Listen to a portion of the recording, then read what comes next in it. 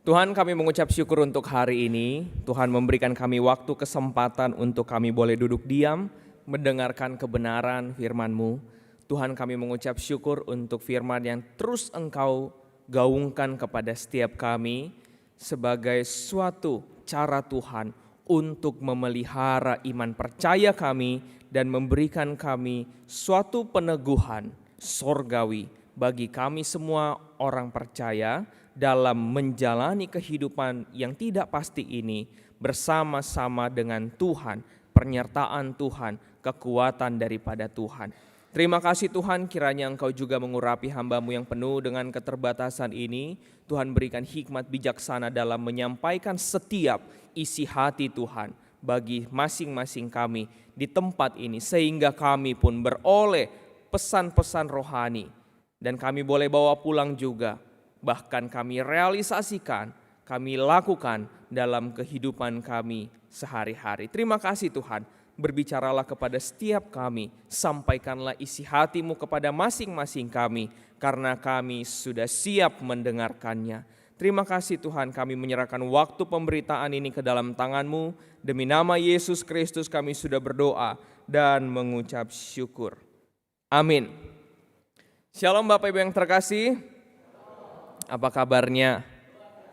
Wah, tidak terasa ini sudah minggu yang terakhir di bulan pertama di tahun 2024. Tidak terasa ya Bapak Ibu, dalam beberapa waktu kita habis bersuka cita. Kita habis main kembang api, mungkin ada yang main kembang api. Ada juga yang kumpul keluarga. Atau ada juga yang traveling. Wah, saya lihat dari senyuman-senyumannya pasti ada salah satu dari yang saya sebutkan ini kita alami dalam beberapa waktu ini. Apalagi pada waktu malam tahun baru. Bapak Ibu yang terkasih dalam Tuhan, kita pun bersuka cita dalam 1 tahun yang telah kita lewati, suka maupun duka, Tuhan senantiasa beserta dengan kita. Amin Bapak Ibu. Oleh karena itu kita pun mau senantiasa disapa oleh kebenaran firman Tuhan hari lepas hari. Bapak Ibu yang terkasih dalam Tuhan, dalam bulan ini kita membahas satu rangkaian pembahasan, pembelajaran, tema mengenai melayani sebagai prajurit Kristus. Di mana kita senantiasa diingatkan melalui minggu demi minggu, bahkan ibadah kategorial tentang seorang prajurit Kristus, di mana kita diingatkan sebagai seorang pelayan harus memiliki karakter sebagai prajurit. Karakter prajurit apa sih Bapak Ibu? Kalau kita bicara tentang prajurit, soldier, itu pasti di dalamnya ada karakter yang taat, patuh, siap. Tidak hanya itu Bapak Ibu, tapi ada juga kekuatan, ketangguhan, kesabaran, waspada, dan setia sebagai seorang prajurit. Dan kiranya kita semua pun sebagai seorang pelayan Kristus yang melayani sebagai prajurit Kristus, kita pun memiliki karakter ini. Untuk itu Bapak Ibu yang terkasih dalam Tuhan, mari kita buka satu bagian firman Tuhan. Kita baca bersama-sama dari 2 Timotius pasal yang kedua. 2 Timotius pasal yang kedua, ayat 1 sampai dengan ayat ke-7 saja. 2 Timotius 2, ayat yang pertama sampai dengan ayat yang ke-7. Saya akan membacakan ayat yang pertama, Bapak Ibu Saudara yang dikasihi oleh Tuhan, baca ayat yang kedua, bergantian sampai ayat yang ke-7. 2 Timotius pasal yang pertama, saya ulangi, 2 Timotius pasal yang kedua, ayat yang pertama sampai dengan ayat yang ke-7. Lembaga Alkitab Indonesia memberikan judul perikop, panggilan untuk ikut menderita. Sebab itu hai anakku, jadilah kuat oleh kasih karunia dalam Kristus Yesus.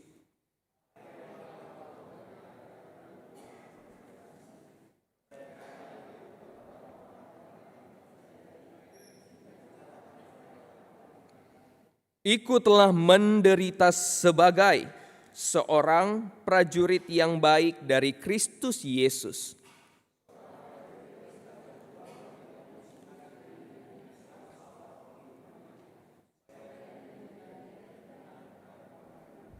Seorang olahragawan hanya dapat memperoleh mahkota sebagai juara apabila ia bertanding menurut peraturan-peraturan olahraga.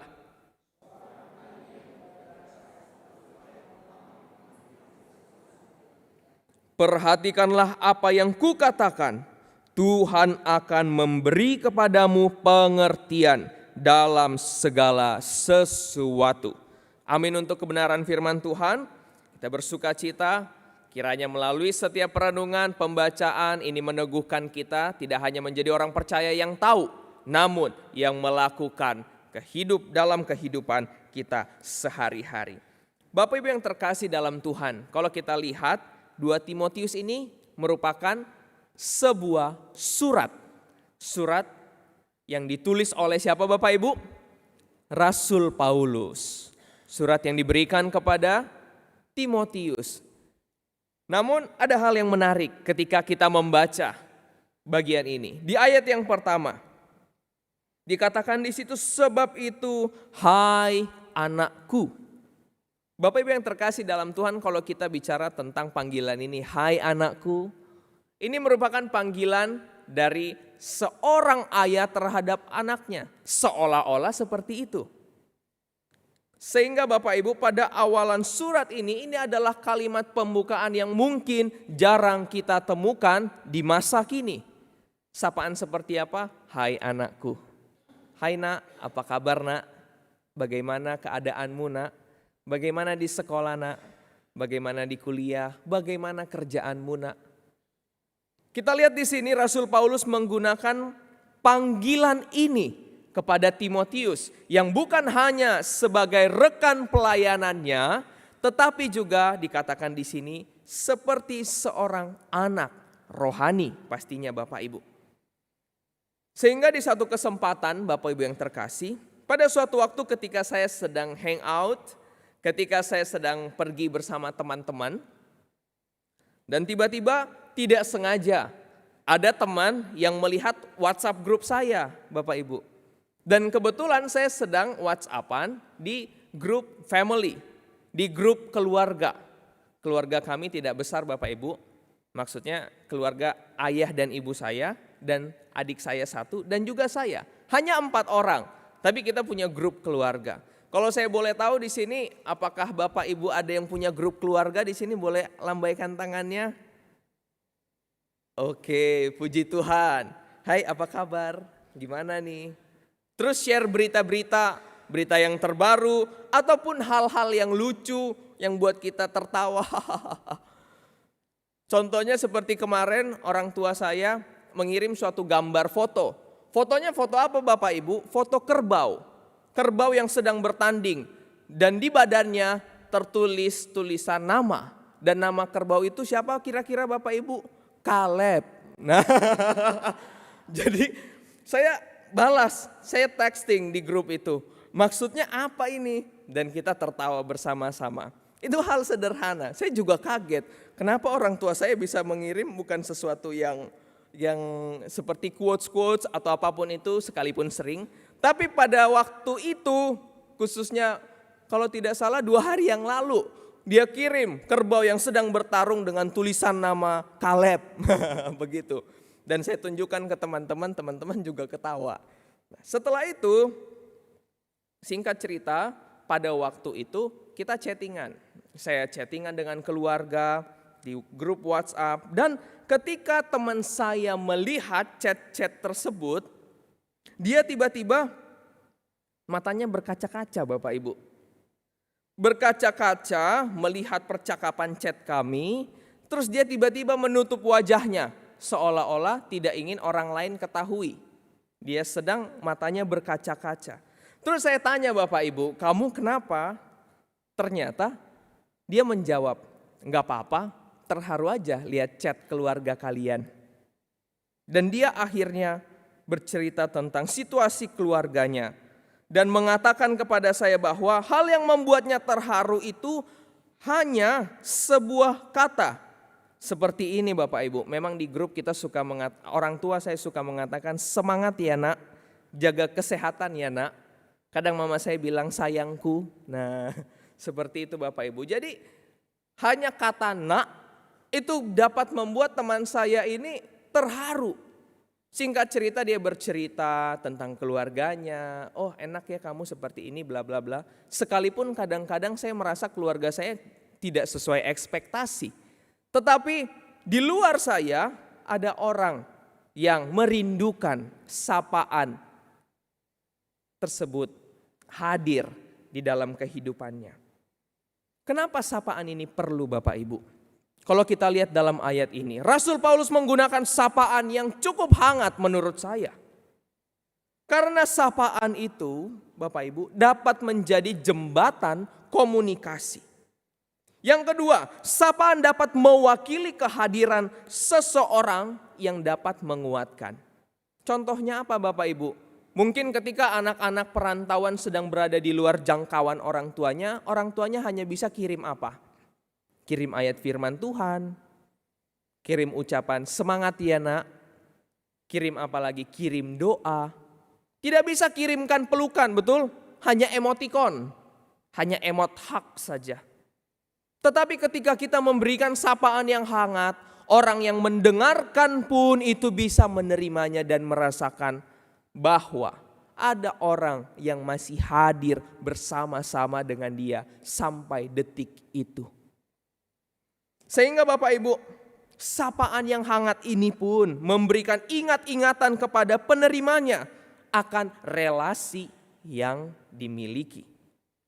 Dan kalau kita lihat di sini Bapak Ibu yang terkasih, relasi itu berbicara bukan hanya hubungan darah ya.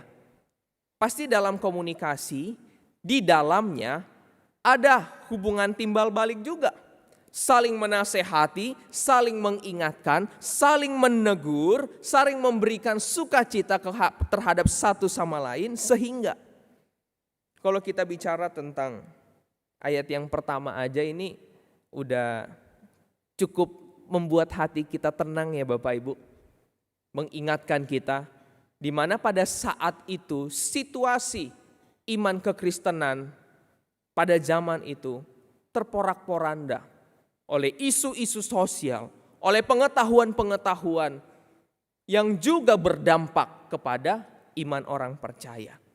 Sehingga Bapak Ibu yang terkasih, kadang-kadang saya merefleksikan ke dalam diri saya ketika saya dalam pergumulan. Sometimes kita juga berada dalam situasi yang mungkin orang tidak tahu kita sedang dalam pergumulan. Tetapi terkadang juga orang kirimkan orang-orang rohani yang bisa mensupport kita melalui kehadirannya. Melalui kata-kata yang sederhana. Dan itu membuat kita kuat kembali, segar kembali. Sehingga Bapak Ibu yang dikasihi oleh Tuhan, setelah Rasul Paulus memberikan salam ini, ia kemudian menyampaikan pesan kepada Timotius sebagai anak rohaninya, rekan pelayanannya itu, untuk meneruskan apa yang telah Rasul Paulus beritakan kepadanya, yang telah didengar oleh Timotius, diketahui, dipelajari, bahkan mempercayakannya kepada orang-orang yang cakap untuk mengajar, bahkan hidup sesuai dengan apa yang telah diajarkan. Kalau kita lihat ayat kedua Bapak Ibu, Rasul Paulus bilang, apa yang telah engkau dengar daripadaku di depan banyak saksi, percayakanlah itu kepada orang yang dapat dipercayai. Setelah itu yang juga cakap mengajar orang lain. Di sini kita lihat Rasul Paulus mempersiapkan anaknya ini dan mendelegasikan tugas bagi Timotius dalam menjalani pelayanannya. Kalau saya tanya di sini Bapak Ibu yang terkasih dalam Tuhan, kalau kita punya usaha dan kita punya anak-anak, kira-kira kerinduan orang tua apa? Beberapa orang tua yang saya tanya kerinduannya untuk anaknya meneruskan apa yang sudah dibangun orang tuanya. Betul Bapak Ibu? Sehingga orang tuanya bisa mendelegasikan tugas apa yang telah dibangun selama beberapa puluh tahun untuk dilanjutkan oleh anaknya.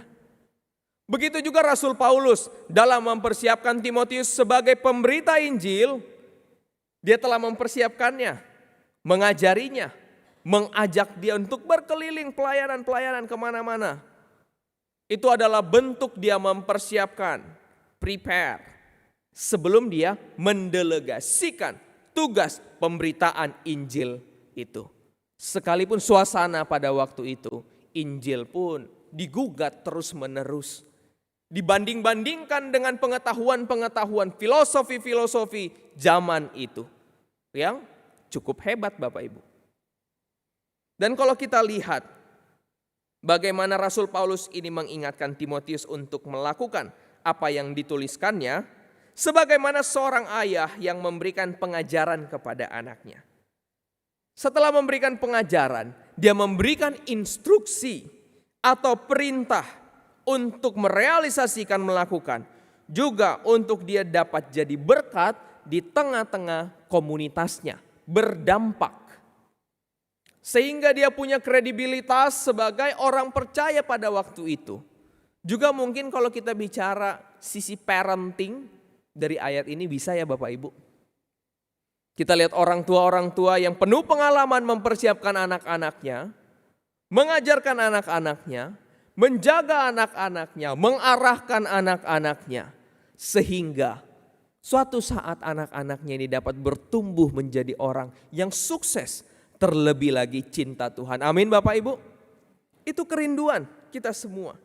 Sehingga dalam 2 Timotius pasal yang pertama ayat ke-8, Paulus mengatakan bahwa jangan malu bersaksi tentang Tuhan karena aku.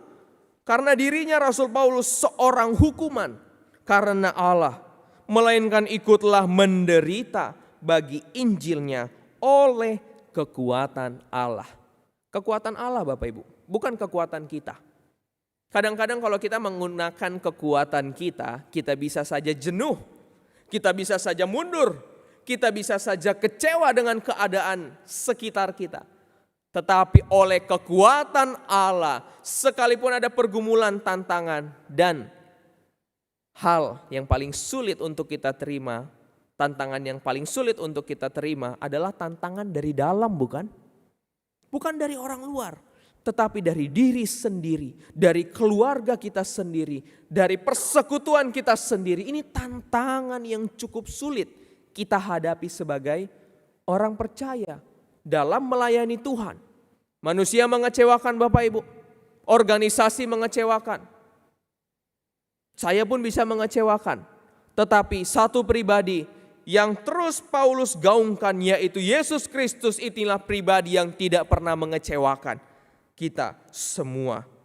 Selanjutnya di ayat ke-13 di 2 Timotius pasal yang pertama ini, Rasul Paulus katakan apa Bapak Ibu? Peganglah segala sesuatu yang telah engkau dengar daripadaku sebagai contoh ajaran yang sehat, dan lakukanlah itu dalam iman dan kasih dalam Kristus.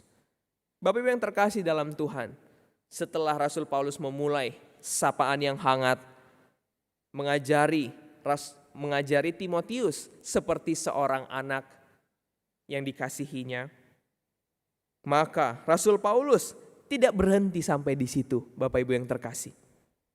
Di ayat yang ketiga, tiba-tiba ada pesan apa yang diterima Bapak Ibu? Di ayat yang ketiga dikatakan ikutlah menderita. Bapak Ibu yang terkasih dalam Tuhan, di sini ada yang mau hidup menderita? Tidak, bukan? Di sini ada yang mau hidup kesulitan? Tolak, amit-amit begitu ya. Hidup penuh berkat. Itu yang saya rindukan, itu yang saya dambakan. Tetapi something unexpected. Tiba-tiba Rasul Paulus bilang sama anaknya, anak yang dikasihinya, ikutlah menderita. Loh, ada orang tua seperti ini. Ada rekan yang lebih senior seperti ini. Ikutlah menderita. Dilanjutkan, sebagai prajurit yang baik. Di sini ikutlah menderita dalam bahasa aslinya yang diterjemahkan ke dalam bahasa Inggris Bapak Ibu, ini ajakan untuk share in suffering. Jadi sekalipun kamu menderita, kamu tidak sendiri. Kamu bisa berbagi hal-hal yang berat yang kamu alami. Kamu bisa share. Dilanjutkan dengan to bear evil treatment along with. Untuk menghadapi perlakuan-perlakuan dari si jahat. Suffer together, sharing pain, berbagi rasa sakit. Sehingga kalau kita belajar Bapak Ibu yang terkasih dalam Tuhan, Rasul Paulus nggak bilang, ayolah menderita tanpa ada solusi. No. Rasul Paulus bilang bahwa ketika engkau menderita, aku juga turut menderita. Jangan engkau menderita seorang diri saja. Sebagaimana seorang keluarga ketika anaknya merasakan sakit, seharusnya orang tuanya juga merasakan pedih. Ketika anaknya merasakan pergumulan yang sangat berat, pasti orang tuanya di belakang layar ini menangis berdoa untuk anak tersebut. Kadang-kadang itu yang senantiasa saya renungkan Bapak Ibu yang terkasih. Kenapa saya kuat sampai hari ini? Ada orang tua yang setia mendoakan. Ada orang tua yang tidak berhenti berlutut untuk anaknya. Ada orang tua yang mungkin menangis mendoakan kita. Sehingga Bapak Ibu yang terkasih dalam Tuhan, ketika melihat ini saya pun terhibur. Rasul Paulus mengajak Timotius untuk menderita, tetapi arti menderita di sini, ayolah kita sama-sama. Kamu tidak seorang diri, ada aku dan ada Tuhan yang senantiasa menyertai. Ikut menderita sebagai apa Bapak Ibu? Masih di ayat yang ketiga. Ikutlah menderita sebagai seorang prajurit yang baik. Kalos. Kalau dalam bahasa Yunani. Kalau dalam bahasa Inggrisnya Bapak Ibu beautiful. Indah, cantik. Prajurit yang baik diartikan sebagai suatu keindahan status yang indah. Dilanjutkan as an outward sign of the inward good. Jadi hal yang baik di luar itu muncul dari kebaikan yang ada di dalam. Bukan dibuat-buat. Keadaannya tidak dibuat-buat. Genuinely good from the inside. Hal yang baik itu berasal dari dalam. Noble, honorable character. Karakter yang terhormat. Jadi prajurit di sini bicara banyak karakter yang mungkin kadang-kadang kalau kita tidak lihat bahasa aslinya kita nggak tahu ya Bapak Ibu maksudnya apa sih. Ikut menderita enak aja sebagai orang percaya ikut menderita. Berkatnya mana? Ketika saya dengar firman Tuhan, mana berkatnya? Nah, kadang-kadang seperti itu. Tapi di sini kita melihat bahwa menderita itu sebagai suatu sukacita karena ada orang-orang sekitar yang mensupport kita. Sebagai seorang prajurit yang baik berbicara tentang karakter. Kita sebagai orang percaya yang indah. Menarik di sini dipakai kata beautiful, indah. Dan kiranya harapan kita semua kita menjadi prajurit Kristus, orang percaya yang juga indah di mata orang-orang lain dan kita menjadi kesaksian. Amin Bapak Ibu. Kebaikan, keindahan, kekuatan, kehormatan, karakter yang baik ini bersumber dari Kristus. Masih di ayat yang ketiga. Ikutlah menderita sebagai seorang prajurit yang baik dari Kristus Yesus. Kita bersuka cita Bapak Ibu ya. Ketika membaca ini kita diingatkan bahwa kita adalah orang percaya. Sekalipun menderita ada yang menemani. Sekalipun dalam kesulitan ada yang menopang. Sekalipun dalam kesendirian ada yang hadir bersama-sama dengan kita. Dan juga kita sebagai orang-orang percaya yang beautiful, yang indah. Dan kiranya keindahan kita di dalam Tuhan ini bisa dirasakan teman-teman kita, keluarga, anak cucu, orang yang dalam lingkungan kerja kita. Dan dalam kehidupan kita, kita senantiasa disenangi banyak orang. Itu kesukaan kita. Sehingga Bapak Ibu yang terkasih dalam Tuhan, di ayat yang keempat, 5, 6, kita dapat melihat analogi yang Rasul Paulus pakai. Di ayat keempat disebutkan bahwa seorang prajurit sedang berjuang tidak memusingkan dirinya atau hidupnya. Inilah yang berkenan bagi komandannya. Ketika kita prajurit, komandan kita siapa Bapak Ibu? Tuhan Yesus Kristus. Seorang prajurit yang memiliki motivasi yang murni untuk mengikuti perintah komandannya, itulah yang disenangi. Ketika seorang prajurit berkhianat Bapak Ibu, dia akan sendirian bukan? Tidak ada yang menemani. Dia jauh daripada hal-hal yang telah saya sampaikan tadi. Karakter seorang pejuang prajurit ketika dia adalah seorang pengkhianat. Tetapi Bapak Ibu, kita sebagai orang yang setia, sebagai prajurit yang setia, sebagai orang percaya yang setia, yang beriman kepada Yesus Kristus sebagai Tuhan dan Juru Selamat, yang juga dianalogikan Rasul Paulus, yang diilustrasikan sebagai prajurit dan komandan, marilah kita setia padanya yang adalah komandan kita. Kenapa harus setia Bapak Ibu? Pertanyaannya ini, kenapa saya harus setia? Kenapa saya harus taat?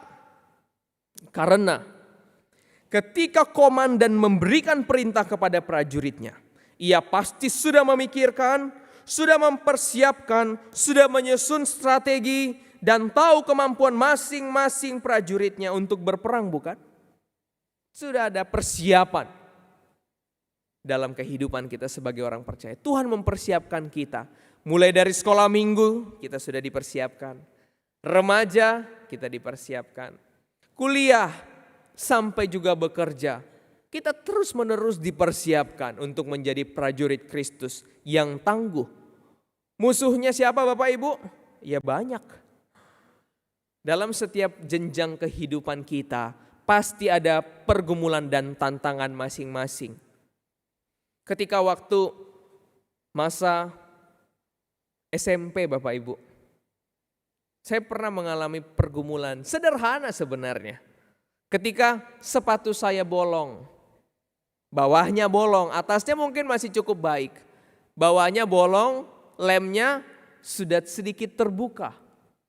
Jadi ketika hujan datang, saya injak tanah-tanah atau mungkin tempat-tempat yang tergenang, langsung tembus ke kos kaki saya Bapak Ibu.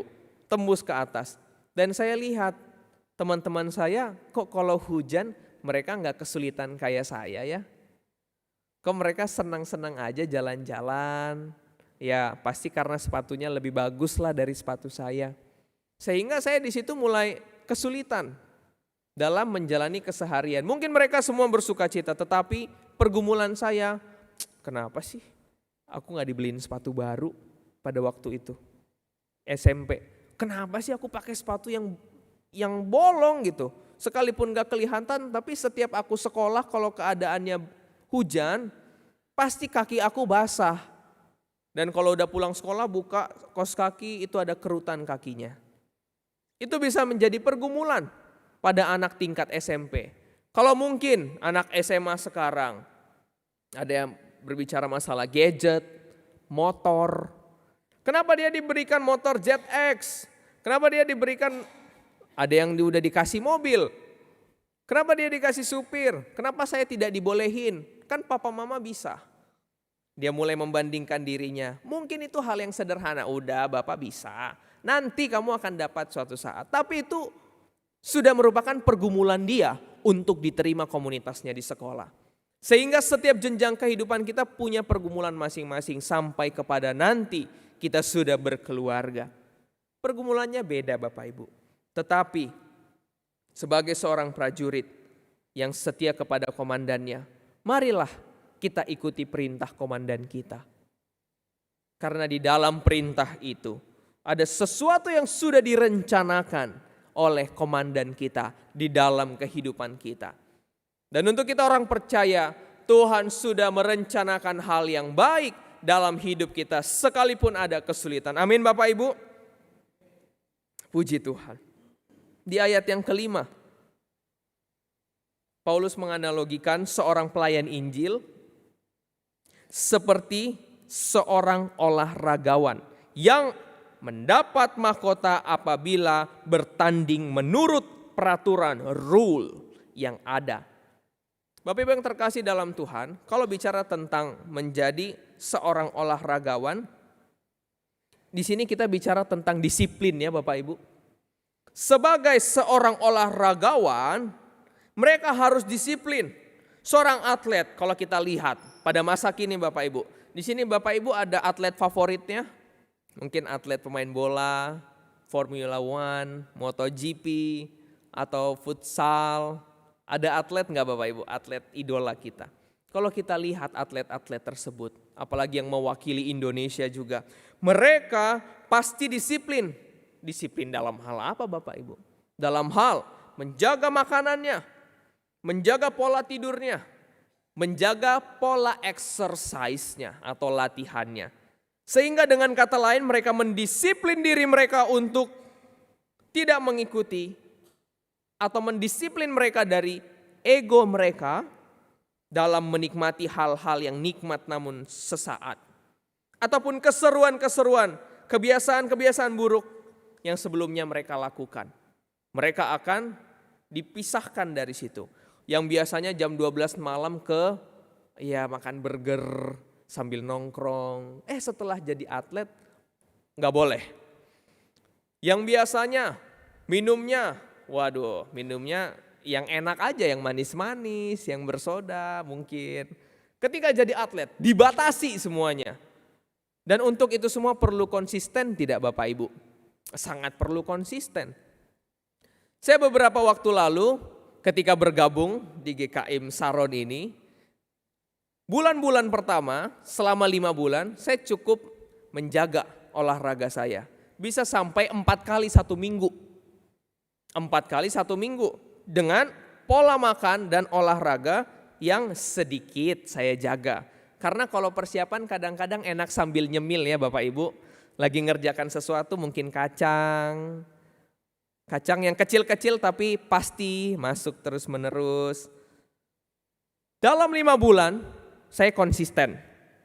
Tetapi masuk bulan Desember Bapak Ibu karena ya cukup padat ya.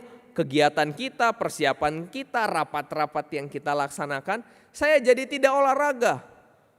Impactnya Bapak Ibu, dampaknya sampai sekarang. Saya hanya sekali seminggu mungkin dan itu cuman home workout. Cuman workout olahraga di rumah saja. Sehingga saya pikir-pikir susah juga ya untuk konsisten. Ketika kita mulai tidak konsisten, kita mulai tidak disiplin. Ini hal yang cukup sulit. Sehingga Bapak Ibu yang terkasih dalam Tuhan, sebagai orang percaya, kalau kita tidak disiplin masalah konsistensi, ini juga akan merambat ke waktu-waktu berikutnya. Minggu ini mungkin capek. Minggu depan mungkin keluar kota. Minggu depan mungkin kumpul keluarga. Minggu depannya mungkin sakit. Kita tidak bisa menyalahkan itu. Tetapi kadang-kadang setelah 1-2 bulan, hal itu bisa mempengaruhi diri kita. Minggu depan gak datang deh gitu. Lebih milih yang lain. Bukan karena kita mau, tetapi kita karena sudah mungkin terbiasa dalam beberapa minggu atau beberapa bulan. Sehingga ketika kita tidak menjaga disiplin kita secara rohani, maka kadang-kadang kita pun bisa terbawa. Sehingga Bapak Ibu ketika Rasul Paulus mengilustrasikan, menganalogikan prajurit Kristus sebagai seorang olahragawan, pemberita Injil sebagai seorang olahragawan, kiranya kita pun senantiasa disiplin menjaga diri kita, kerohanian kita, dan menjaga konsistensi kita dalam mengikut Tuhan. Dan di ayat yang ke-6 Bapak Ibu, Injil ini dianalogikan sebagai seorang petani. Mereka harus bekerja keras dalam waktu yang lama. Ada prosesnya. Ada proses membersihkan ladang setelah panen, menggemburkan kembali, menanam kembali, mengairi, dan butuh beberapa bulan untuk dapat memanen dan diulang lagi dalam waktu yang cukup lama. Sehingga Bapak Ibu yang terkasih dalam Tuhan, kiranya dalam menjalani kehidupan percaya kita, tatkala ada tantangan pergumulan, kadang-kadang kita harus mengikuti prosesnya Tuhan. Sampai pada akhirnya kita bersuka cita menerima hasil dari apa yang telah Tuhan proses. Butuh cukup waktu yang lama, cukup lama waktu yang dibutuhkan untuk memiliki karakter yang sabar, Bapak Ibu yang terkasih. Kalau kita lihat dalam beberapa dekade ini Bapak Ibu, ada suatu tren anak muda yaitu investasi. Investasinya investasi apa? Ya cryptocurrency, Bitcoin dan sebagainya. Kadang-kadang kalau kita lihat berita-berita ya Bapak Ibu, kalau bicara tentang saham, itu bicara tentang karakter. Karakter kita dalam mengelola emosi kita. Apalagi ada beberapa orang yang saya tahu, tidak banyak, mereka juga trade dan juga pernah mengalami kerugian. Kalau kita lihat hal yang dia sampaikan pasti seperti ini. Iya Lep, gue terlalu excited waktu itu. Waktu surplus dia senang, tapi waktu down aduh dia stres habis-habisan. Dan kalau kita lihat Bapak Ibu yang terkasih dalam Tuhan, untuk main saham aja orang-orang perlu pengetahuan ya Bapak Ibu. Perlu juga sabar dalam menginvestkan sesuatu. Kesabaran itu sangat penting. Sehingga kalau kita lihat dalam kehidupan kita orang percaya, apakah kita bisa menjadi orang yang sabar dalam mengikuti rencana Tuhan? Atau pengen cepet-cepet aja gitu. Tuhan saya mau yang cepat lah, saya mau yang instan, saya mau yang gak ada proses. Mungkin bisa. Cuman apakah itu membentuk kita menjadi orang yang tough, orang yang teguh, orang yang kuat, atau membuat kita menjadi orang yang manja. Sehingga Bapak Ibu yang kita lihat dalam bagian ini. 3 analogi ini mengingatkan kita bahwa ketika kita memperhatikannya di ayat yang ke-7. Perhatikanlah apa yang kukatakan. Tuhan akan memberi kepadamu pengertian dalam segala sesuatu. Amin Bapak Ibu. Tatkala kita buntu, tatkala kita nggak tahu mau melakukan apapun, tatkala mungkin ada hal-hal yang tidak bisa kita kendalikan secara manusia. Kita lihat di sini. Perhatikanlah apa yang kukatakan. Tuhan akan memberi kepadamu pengertian dalam segala sesuatu. Hikmat bijaksana dari Tuhan itu tidak dapat dibeli Bapak Ibu. Sehingga melalui kebenaran firman Tuhan yang telah kita baca ini, marilah ketiga analogi yang telah kita baca, kita renungkan, sikap Paulus terhadap Timotius, itu membuat kita sebagai orang percaya yang pertama terus belajar tentang kebenaran firman Tuhan. Yang kedua, tetap berjuang, kita fight melawan zaman yang hari demi hari mulai melawan firman Tuhan. Dan yang ketiga, mari kita terus bertumbuh sebagai orang percaya. Amin Bapak Ibu. Terus belajar, tetap berjuang, dan terus bertumbuh. Sama-sama kita katakan 3 hal ini. Terus belajar, tetap berjuang, terus bertumbuh. 1, 2, 3, ya. Terus belajar, tetap berjuang, dan terus bertumbuh di dalam Tuhan. Amin. Mari kita bersatu dalam doa. Tuhan, kami mengucap syukur untuk pemberitaan firman pagi hari ini yang menguatkan, meneguhkan kami sebagai orang percaya, sebagai prajurit Kristus. Tolong kami supaya kami dapat setia Tuhan. Kami dapat setia melayani Engkau sebagai prajurit Kristus, sebagai orang yang mau taat tunduk dan melakukan apa yang Engkau kehendaki. Dalam menjalani kehidupan pasti ada ups and downs. Pasti ada pergumulan yang kadang-kadang membuat kami tidak sanggup, tidak mampu, maupun rasa-rasanya ingin lari. Tetapi Tuhan, kiranya melalui kebenaran, pada pagi hari ini itu menguatkan kami, memberikan kami suatu peneguhan bahwa ketika kami menderita, Tuhan ada. Ketika kami dalam keadaan kesulitan, Tuhan tidak membiarkan kami sendirian, tetapi Tuhan bisa memakai orang-orang yang rohani untuk dapat mensupport kami semua. Sekalipun kami menderita, tetapi Engkau senantiasa memberikan damai sejahtera dan kekuatan untuk kami boleh terus menjalani kehidupan kami dengan penuh pengharapan. Terima kasih Tuhan untuk semuanya itu. Dan kiranya kami terus-menerus memiliki keinginan untuk belajar kebenaran firman-Mu. Kami terus-menerus berjuang menghadapi apa yang di depan kami dengan firman Tuhan. Dan kami terus bertumbuh di dalam iman percaya kami kepada Tuhan Yesus Kristus. Dan melaluinya nama Tuhan dimuliakan di dalam kehidupan kami hari lepas hari. Dan Tuhan kiranya Roh Kudus meneruskan kebenaran ini, mengingatkan hari demi hari dalam 1 minggu ke depan ini, untuk kami dapat melayani Tuhan, setia melayani Engkau sebagai prajurit yang taat kepada komandannya. Terima kasih Tuhan, kami mengucap syukur untuk isi hati yang telah Engkau sampaikan kepada kami semua pagi hari ini. Demi nama Yesus Kristus kami sudah berdoa dan mengucap syukur. Amin.